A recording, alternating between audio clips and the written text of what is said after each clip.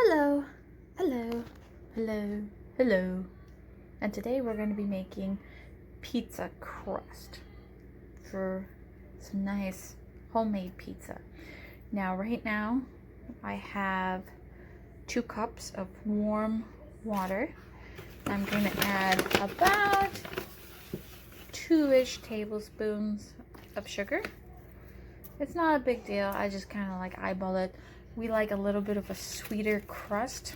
So, if you like it less sweet, you like it more sweet. It's really not super sensitive, honestly. Then about 2 tablespoons of yeast. I think this is instant yeast. I don't know, my mom gives it to me. And it's a specific brand that she likes. But, I mean, I don't know how much it really matters. She swears it does, but she also swears that other things matter. That, I really don't, see that much of a difference. She's super particular about the tuna that she gets. And I can't taste the difference, so, I don't know. Now you're going to mix this up until it's blended, until the chunks of yeast are no longer there. You want warm water, not hot water. Hot water can actually kill the yeast. You can add cold water, but the point of this is to basically to activate the yeast, and cold water,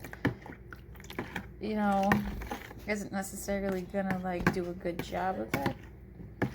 You want to wake it up, so you want to give it a nice nudge, basically. If it's too much of a nudge, it'll just go dead.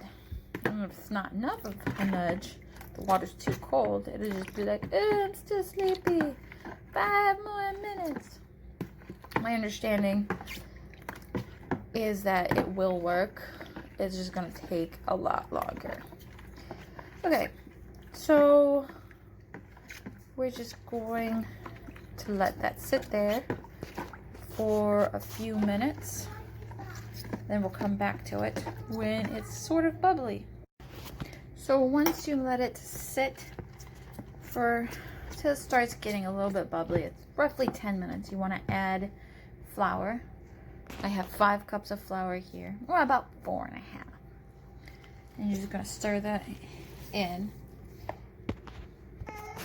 for a little bit. Then you want to add 2 tablespoons of oil.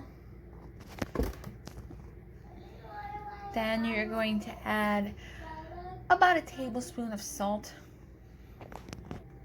Once it's roughly stirred, then you're going to start kneading. Now at this point, you need a little bit, and if it's too sticky, go ahead and add a little bit of extra flour. Add flour little bits at a time, because it's no problem to add a little bit more, but it's pretty much impossible to take away. So just add little bits of flour at a time until it's not really sticky. Okay, so once it's about the right texture, you want to just knead it for a few minutes. Lightly flour your surface just to make sure nothing sticks to anything. You just want to knead it for a few minutes. This is going to help develop the gluten, so you get a nice texture on the stuff. And this is the same process that you do if you're making regular bread, except you probably want to knead it a little bit longer. I'm just going to do it a little bit. It's obviously a lot easier if you have a mixer.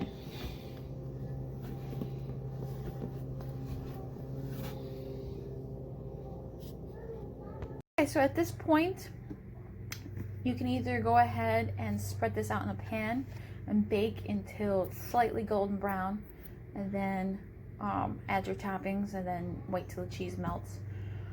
Or you can lightly oil a bowl and let it rise. Now, a friend of mine was telling me about how they put it in the refrigerator to let it rise, and then they let it rise for hours.